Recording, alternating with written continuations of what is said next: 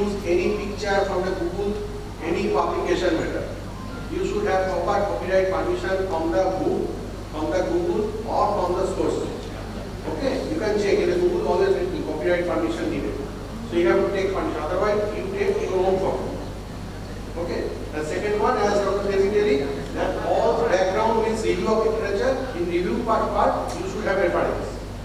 Okay. What is the work going on in the work field? Then you can present. Okay. Not in introduction. Introduction not reference. It is background. Okay. Thank you. Thank you very much, Prof, on the comments.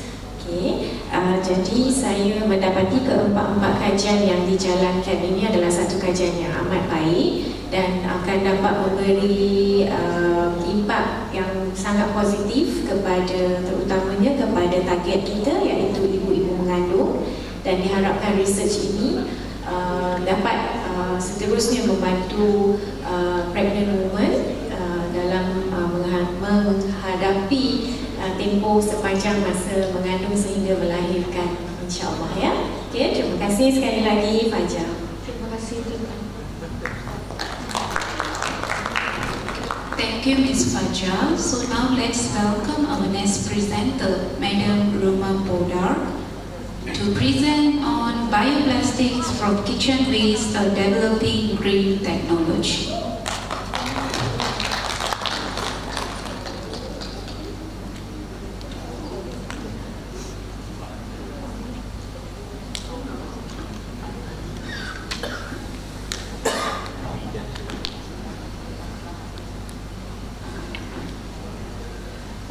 Good morning to Chairperson Madam Dr.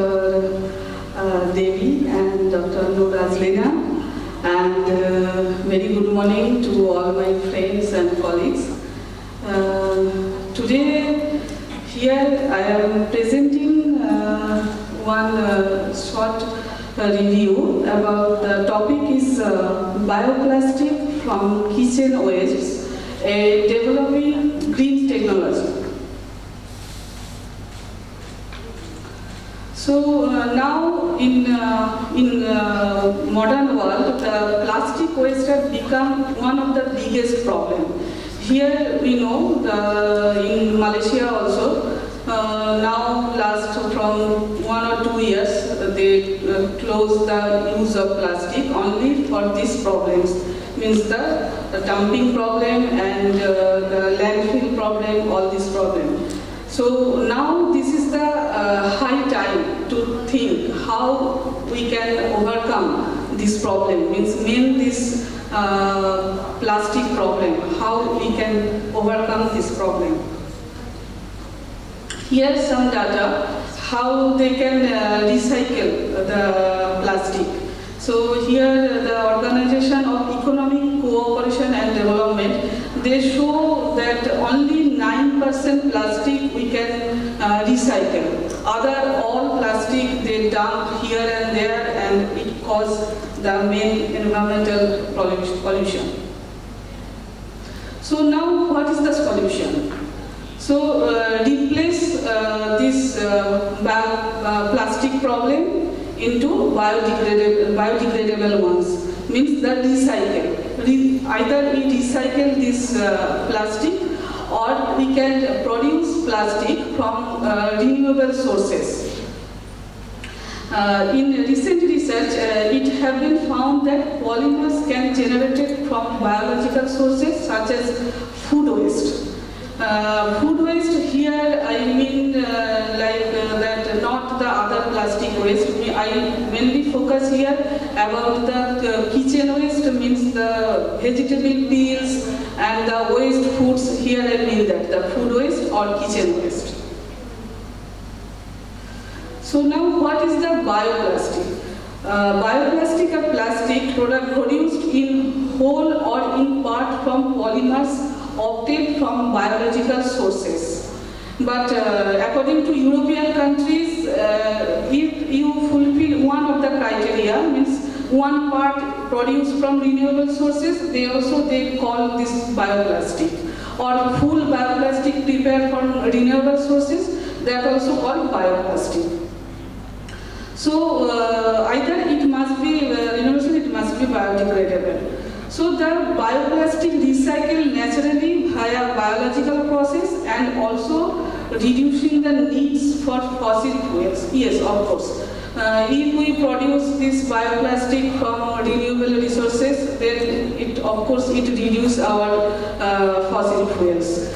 As a result, bioplastic are environmentally friendly. Of course, it's also true. So, what is the importance of bioplastic? The main advantage of bioplastic is the potentially lower the carbon footprint and greenhouse gas emissions. Means when we plastic burn or landfill, obviously it cause the pollution and increase the greenhouse gases. Lower energy cost in manufacturing, reduction of permanent litter, of course, much safer to the environment, of course, because when we use more plastic and we throw here and there, it of course causes the environment pollution. Much greater water vapor permeability than standard plastic, less oil film, good permeability, softer, more perceived by touch. These all are good things of bioplastics. So now how we can prepare the bioplastic from kitchen waste. So previous also I told kitchen waste means I mainly prefer here the vegetable and fruit peels. In most cases, garbage from kitchen waste is dumped in landfill or compost or fermented that cause the environmental pollution. But now excuse me, Madam Ruma, your time is up. Please conclude. Thank you. Okay. So the kitchen waste can produce the bioplastic. Here many searches here, and that can use in many fields like agriculture application for packaging. All these things we can use this bioplastic from kitchen waste. Medical application also they can use this bioplastic. Industrial application also they can now use. But it's not fully started, but already started to use this bioplastic in industrial application. So conclusion is kitchen waste as well as the municipality waste management is now one of the biggest problem in urban areas. Of course, in introduction I told. So bioplastic and biodegradable plastic made from renewable resources have been held as a big step towards solving the waste management problem. Bioplastic is very much eco-friendly.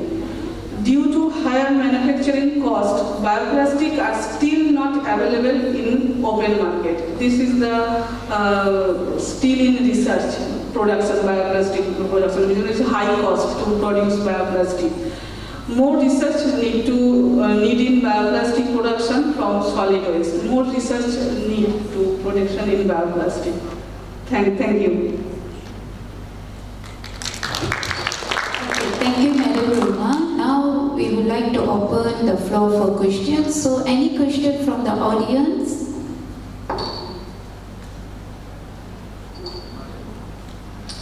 Any questions?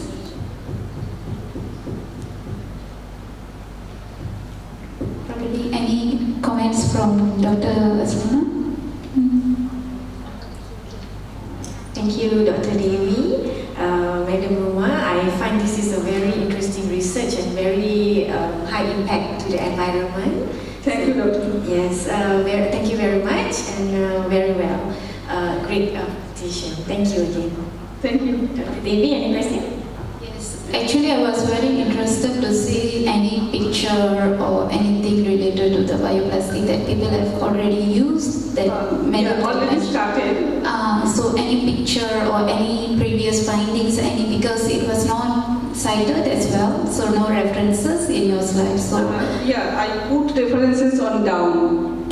Okay, so it would be also better if you included those in your text or bottom of the text, so that can give us a clue that which Yes, it's the findings from which year. So as well as can put some picture for us to see the differences between any type of the plastic as well as what type of the plastic that you meant by the bioplastic. As well as we know commonly that we have started using many supermarkets, yes, agriculture field and the medical field also. Yes, so that can give us some idea, okay, this is what we call bioplastic. That can make more interesting about the presentation. Very well done, Madam Ruma Poda. So thank you so much. Thank you, Thank you.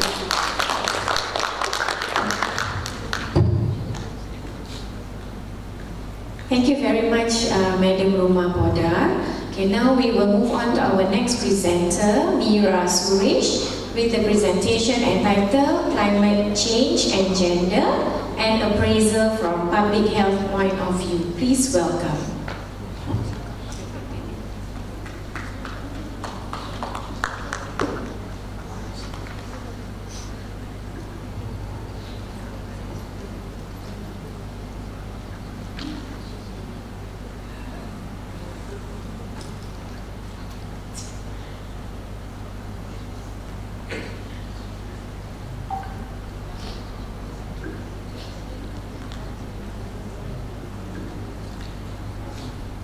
Hello, good morning all. Good morning to the chairpersons, Dr. Devi and Dr. Noor Azli. Today my topic is climate change and gender and appraisal from public health point of view. The main topics of discussion will be on this line, explaining about climate change, effects of climate change on health, gender and health, climate change and gender. So for the definition of climate change, we could say, according to the UN, it is the long-term shifts in temperature and weather patterns. And the consequences of climate change, it is because of the carbon dioxide level being increased in the atmosphere because of the combustion of fossil fuels. And there is grave implications on both human health and economy. So these are some examples of the consequences of climate changes. Now we know when we say climate change, of course we are facing some erratic changes with the everyday weather. But the most important complication or the consequences of climate change is these climatic catastrophes that is very frequently happening. In the second figure, you could see that it is the hurricanes that happened in the Atlantic Ocean in the year 2021.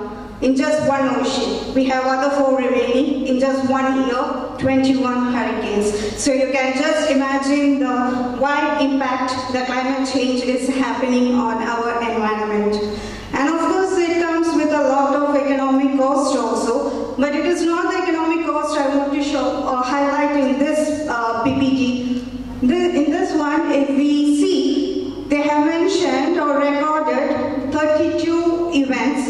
And out of these 32, which had been recorded during the time duration of 40 years, from 1980 to 2021, if we go through in detail, we'll see only 8 of these happened in the first half of the study. That is from 1980 to 2020, only 8 had happened. The remaining 24 happened after 2000. So the effects of climate change is happening mostly after 2000. And the health effects of climate change, all these, I'm just mentioning only a few of the examples, and I don't have to detail everyone who is in the health sector now, how the health is being affected due to climate change. And here comes the most important one, the gender and health. And whenever we say about gender, we need to know, or we usually use the term gender equality and gender equity. So, nothing better than this picture can convey you the message, what is the difference between equality and equity. When in the societal perspective we say females should be having an equal level to that of males, when it comes to the health sector, we first need to be on the same plane to compare or to demand for equality. So for that, we all, the male, female, everyone should be on the same plane. We should have or we should attain before we demand for equality. And whenever we say the status of females in many of the society due to our socio-cultural practices are lower to men, we shouldn't forget there is another section in the society, the transgenders or the gender diverse people, who are in many of the communities not even given the status of human being. Leave their lower status, they are not even considered as a human beings. So we need to view or give importance when we are doing a gender analysis. And gender mainstreaming, it is comparatively a new perspective in the health sector. Not that new, it was first proposed in the year 1985, but still on the way or taking baby steps, I could say. Here, whenever a legislation, policy or program is going to be introduced in the health sector, it needs to assess the implications on women, men and gender diverse people. So, when we come to gender, climate change and gender, many of the studies have shown that it is the women and children who are vulnerable in disasters, and some studies in Bangladesh have shown that flooding results in compromised maternal and child health. I don't have to explain much, and this is the situation moving from Bangladesh to Pakistan, where Al Jazeera had given the women survived Pakistan's flood but face worsening health crisis, especially in malnutrition, domestic violence, etc. And this will be one of the main slides I want to highlight here. The main crux, I could say. You can imagine from a public health sector, that perspective, the health of this woman who is exposed to such a deplorable situation. And when I give importance to that woman, I'm never forgetting the men who are in the background. Even they are not safe. They are also in the health risk. But what matters here is how is the reaction, how is the response. The response, clinically maybe both of them are having the same disease, yeah.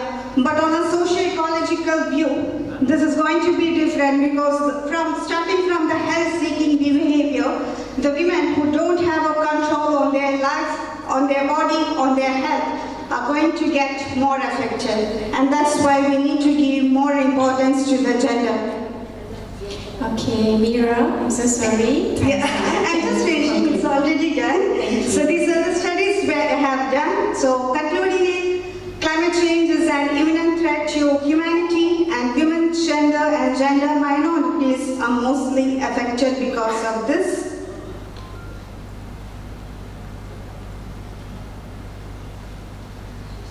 Okay, thank you very much, Mira. Very interesting presentation. Okay, awareness to all of us. Okay, any questions from the floor? Please welcome. Ya, dipersilakan. Can we have the microphone over to the participant, please? May I know who's having the microphone on the floor?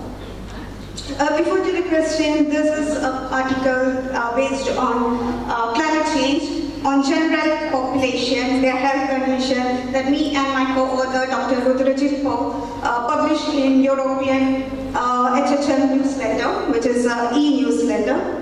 So it is based on this study, we decided to do a gender perspective.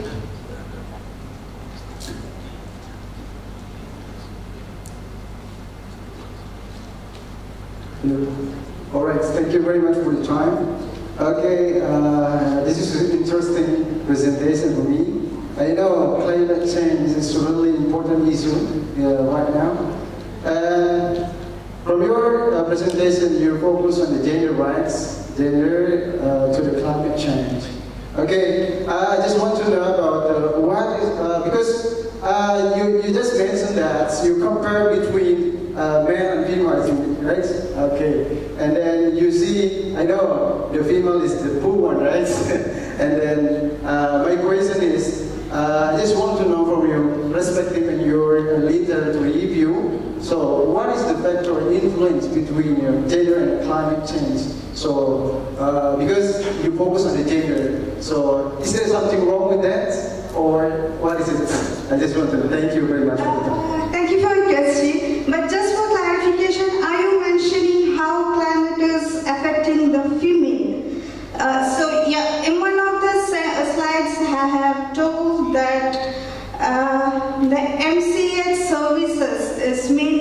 affected because of this climate change. Mostly the studies were based in Bangladesh, the flooding, which is a very frequent occurrence in Bangladesh. So everyone in the public health sector, you know that whenever we say about the indicators, it is the maternal mortality ratio and the infant mortality rate we use as an indicator for the total quality of life of that particular area. We generally don't use any male mortality ratio. Of course, we are giving importance only to the maternal mortality rate, the infant mortality rate. So when the MCH services are not even done, I mean, there was a study also which I had to restrict because of the time constraint, in which it showed that the ANC care in Bangladesh is very much affected due to the frequent floodings.